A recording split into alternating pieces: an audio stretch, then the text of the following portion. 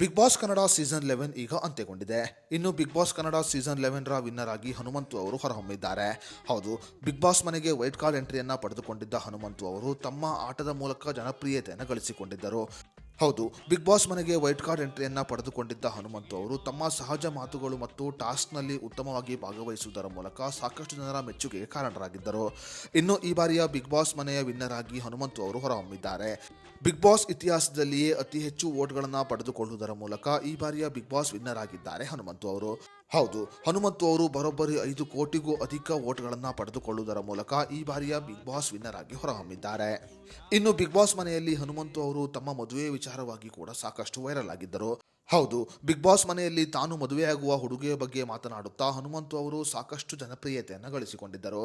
ಇನ್ನು ಈಗ big boss winner ಆಗಿರುವ ಹನುಮಂತು ಅವರು ಮದುವೆಯ ಬಗ್ಗೆ ಮಾತನಾಡಿದ್ದಾರೆ. ಬಿಗ್ ಬಾಸ್ ವಿನ್ನರ್ ಆಗಿ ಹೊರಹೊಮ್ಮಿರುವ ಹನುಮಂತು ಅವರು ಈಗ ನಾನು ಬಿಗ್ ಬಾಸ್ ವಿನ್ನರ್ ಆಗಿದ್ದು ಈಗ ನಾನು ಮದುವೆಯನ್ನು ಮಾಡಿಕೊಳ್ಳುತ್ತೇನೆ ಎಂದು ಹೇಳಿದ್ದಾರೆ. ಹೌದು, ಬಿಗ್ ಬಾಸ್ ವಿನ್ನರ್ ಆಗಿರುವ ಹನುಮಂತು ಅವರು ಈಗ ಮದುವೆಯಾಗುವುದಕ್ಕೆ ತಯಾರಾಗಿದ್ದಾರೆ. ನಾನು ಈಗ ಬಿಗ್ ಬಾಸ್ ವಿನ್ನರ್ ಆಗಿದ್ದು ತನ್ನ ಹುಡುಗಿಯ ಮನೆಗೆ ಹೋಗಿ ನಾನು ಹುಡುಗಿಯನ್ನ ಕೇಳುತ್ತೇನೆ ಎಂದು ಹೇಳಿದ್ದಾರೆ ಹನುಮಂತು ಅವರು. ಈ ಮೂಲಕ ಬಿಗ್ ಬಾಸ್ ವಿನ್ನರ್ ಆಗಿರುವ ಹನುಮಂತು ಅವರು ಈ ವರ್ಷವೇ ಮದುವೆಯಾಗಿದ್ದಾರೆ.